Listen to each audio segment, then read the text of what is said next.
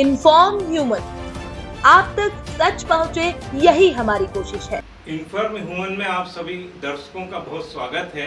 आज बहुत देश के लिए गौरव के क्षण है कि आज कारगिल विजय दिवस है और पूरा देश इस दिवस को पूरे उत्साह के साथ मना रहे हैं। देश के हर कोने कोने में विजय दिवस को धूमधाम से मनाया जा रहा है। हमारे देवास में भी सुबह से कई सारे आयोजन हैं और इसी सिलसिले में आज इन्फॉर्म ह्यूमन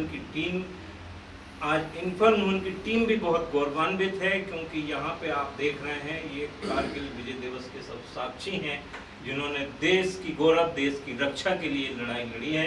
मेरे साथ कैप्टन राम भाई पटेल साहब हैं। पटेल साहब, आप से ही परिचय की शुरुआत करते हैं। आप अपना परिचय दीजिए, फिर हम आगे बढ़ेंगे। जैसे मैं कैप्टन रामभाऊ पटेल, बम स्पेशलिस्ट आईडी और पीडी एनपीसी क्वालिफाइड, 3 विदेश कंट्री और राष्ट्रपति सम्मानित हूँ और मैं देवास जिले का रहने वाला और गांव छोटा सा टिकरे का रहने वाला हूँ। सर, संक्षिप्त परिचय। मैं यूएस नागर गनर ऑपरेटर, मैं 1971 के वार में मैंने लड़ा हुआ है और कम्युनिकेशन स्पेशलिस्ट था मैं उस ज़माने में। और 99 वार मैंने नहीं लड़ी, क्योंकि जब तक तो 28 साल हो गए थे तो हम लोग जब तक वापस आ गए। Sir please. राष्ट्रनायक राकेश कुमावत,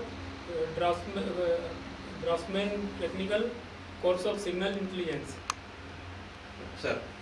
कुलवीर सिंह परिहार, राजपूताना राइफल्स, अभी देवास में खुला है। Sir please. Bharat Patidar, Dewas. Sir. हवलदार कमल कुमार बगानिया, देवास।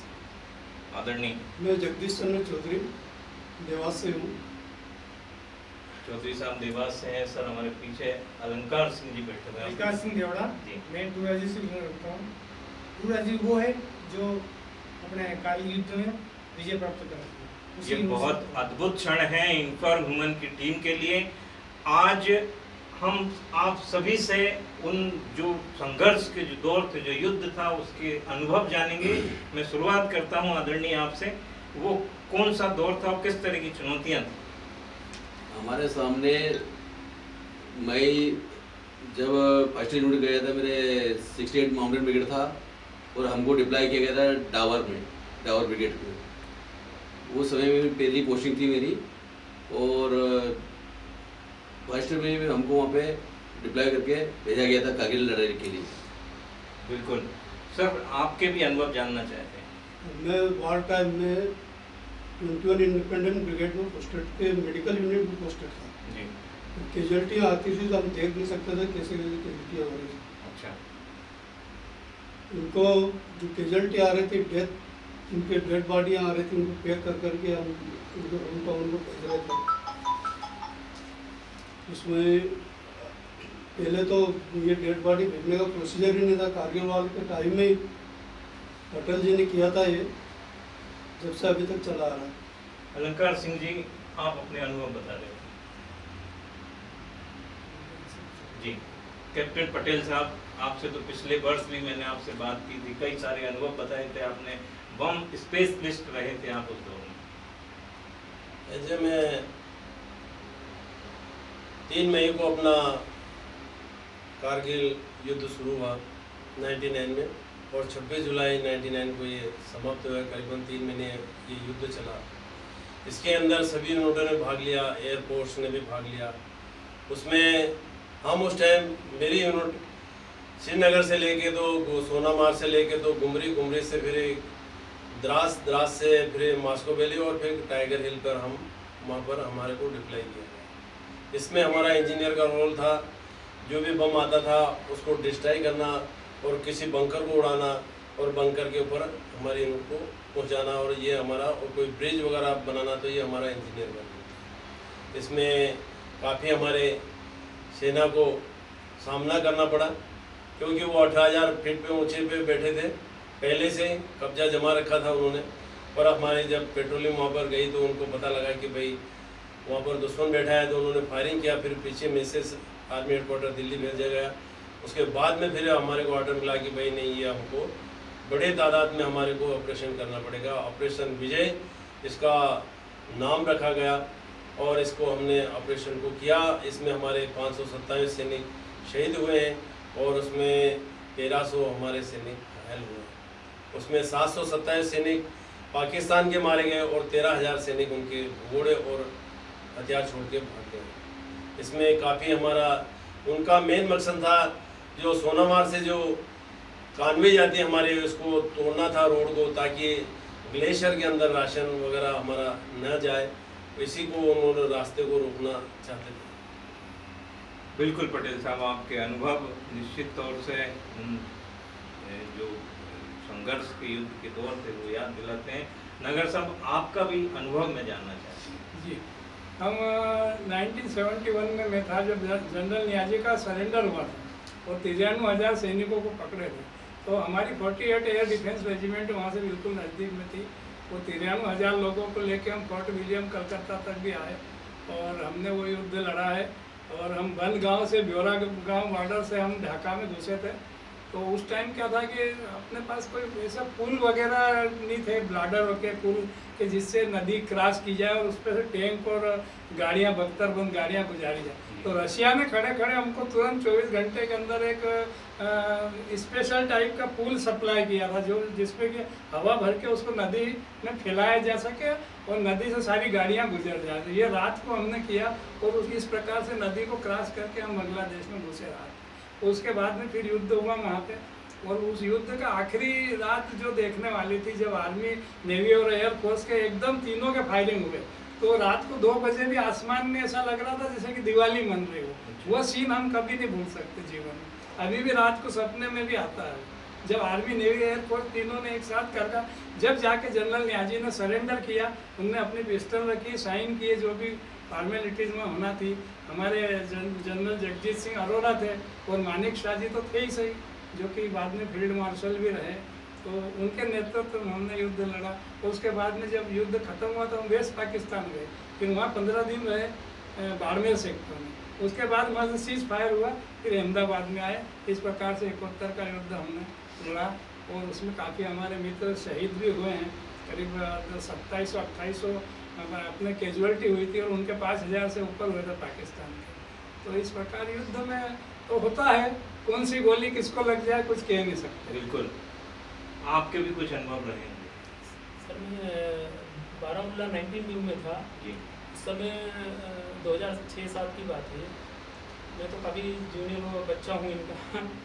तो उस समय हमारी जो कानवाई चलती है बारामूला से उधर कुपवाड़ा के लिए, तो कानवाई पे टेररिस्ट अटैक हुआ था।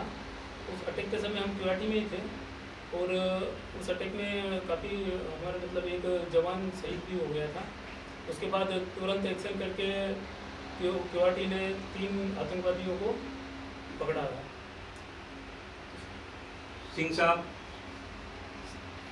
जैसा कि साहब ने बताया 3 मई को शुरू हुआ था। उस टाइम पे हमारी पोस्टिंग थी 15 राजपूताना राइफल्स रानीखेत चौबटिया के अंदर।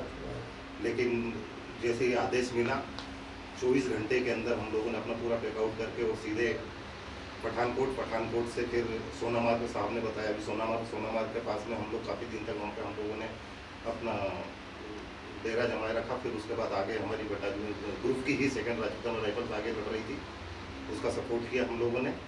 और काफ़ी दिक्कतें तो मौसम का होता है, ये होता है आपके परिवार को छोड़ के, लेकिन देशवासियों के सहयोग, उनके प्रेम की वजह से आज जो हम कारगिल विजय दिवस मना रहे हैं, इन्हीं सब की वजह से हुआ। बिल्कुल सर, आपका बताइए।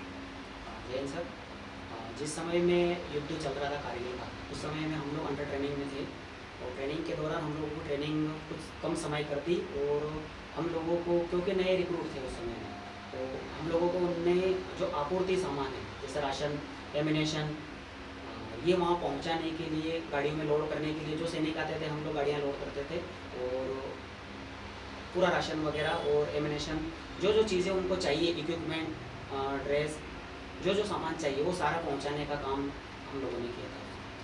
नागर साहब, आप काफ़ी सीनियर हैं और जब युद्ध होता है उस समय का माहौल कैसा, किस तरह का समर्पण रहता है, किस तरह के भाव रहते हैं? युद्ध जब होता है तो उस समय आदमी को केवल दुश्मन और उसका टारगेट ही दिखता है। उस समय ये कुछ नहीं, वो अपने पूरे घर को भूल जाता है, सारा वातावरण वहाँ चेंज हो जाता है। उसको हमेशा ये रहता है कि दुश्मन को कैसे मारा जाए और अपनी सेफ्टी कैसे की जाए। मुख्य दो चीज़ों पे उसका ध्यान रहता है, एक खुद की सेफ्टी, खुद की है ना, अपने और अपने साथियों की सेफ्टी, अपने रेजिमेंट की सेफ्टी, अपने बटालियन की सेफ्टी, वो कैसे ज़्यादा से ज़्यादा अच्छे तरह से की जाए और सामने वाले दुश्मन को कितना जल्दी उसको ख़त्म किया जाए, टारगेट को कैसे न्यूट्रलाइज करते हैं, ये उसमें बड़ी स्किल रहती है।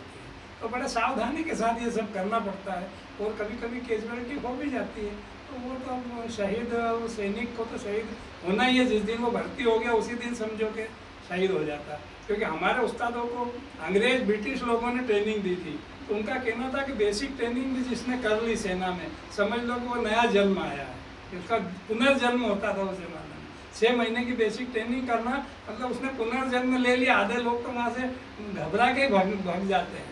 तो इस तरह से दो चीज़ों पे मेन फोकस रहता है युद्ध के समय में। बाकी तो जैसा कमांडर आदेश कर देते, सारा ऊपर आगे विजन रहता है, कुछ पॉलिटिकल भी रहता है, जैसे डिफेंस मिनिस्टर वगैरह क्या डिसीजन लेते हैं, वो सब चीज़ें लागू होती हैं। पर एक सिपाही का कर्तव्य है कि वो अपने टारगेट की तरफ पूरा ध्यान करे और उस टारगेट को जल्दी से जल्दी दुश्मन को नष्ट करने की कोशिश करे। जो भी उसको काम दिया गया है, अलग अलग काम बटे हुए रहते हैं, तो वो काम उसको करना है, अपने काम में वो परफेक्ट रहता है, तो उसको करते करते फिर वो कभी कभी शहीद भी हो जाते हैं। तो ठीक है, सामान्य बात है। धन्यवाद। पटेल साहब, जब दुश्मन को परास्त किया और पूरे देश में जब एक माहौल बना, एक विजयश्री हासिल की, तब का माहौल कैसा? जब हम टाइगर हिल के पास मास्को वैली के अंदर पूरी पोस्टें हमने कैप्चर कर ली और पाकिस्तान के सफाया करने के बाद उनके हथियार छोड़ के, उनकी जवानों की डेड बॉडियाँ छोड़ के वो भाग गए। उस टाइम पूरे भारत में इतना जश्न था जो कि 71 के टाइम पे हुआ था।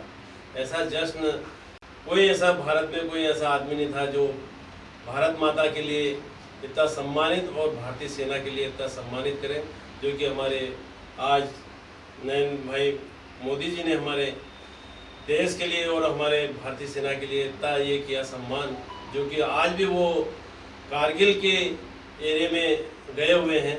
मैंने अभी न्यूज़ पढ़ा था, तो मोदी जी हमारे वहाँ पर हैं और जब से मोदी जी ने हमारे को किया तब से हमको इतनी शक्ति मिली है। पहले हमारे को जब उस टाइम पे कुछ होता था ऑपरेशन तो दिल्ली में हमको ऑर्डर लेने पड़ते थे, पर अब मोदी जी ने बोल रखा है कि टाइगर के ऊपर उंगली रखो, एक गोली एक दुश्मन, अगर उधर से एक गोली भी आए तो हमारे को 10 गोली यहाँ से पहुँचाना है। तो ये हमारे ऊपर से कमांडर का आदेश है। तो हमने आज तक भारतीय सेना का इतना सम्मान उन्होंने दे रखा है और जब से इस सरकार ने हमारे हाथ खुले छोड़ दिए हैं तब से हमने उनको वापस जिंदा छोड़ा नहीं। जब भी हमने बम बरसाए या गोली हमारी गई तो हमने उस गोली के ऊपर नाम लिख दिया था, भाई अकरम ये तेरे लिए गोली है, या अकबर ये तेरे लिए गोली है। और उस गोली का एक ही एम था हमारा, और हमारे फौज और आर्मी का एक ही निशाना होता है, एक गोली एक दुश्मन। क्या बात है, ये हैं सच्चे देशभक्त जो आज हमारे बीच में हैं। सर, आप लोगों से एक प्रश्न और है कि जब पूरा उत्साह देश के आपकी रगों में देश बसा हुआ है और जब इस तरह के जब आप मिशन को हासिल करते हैं तब कोई एक ऐसा नारा आप लोग बोलते होंगे, उसको एक बार भी बोल के आप बता देंगे कौन सा देशभक्ति का एक उत्साह का नारा होगा? एक साथ आप बोलेंगे तो और अच्छा लगेगा। भारत माता की जय। तो है भारत माता की जय, भारत माता की जय, भारत माता की जय, भारत माता की जय। आज आप हमारे स्टूडियो में पधारे, आप सभी अतिथियों का बहुत धन्यवाद। Thank you. धन्यवाद सर।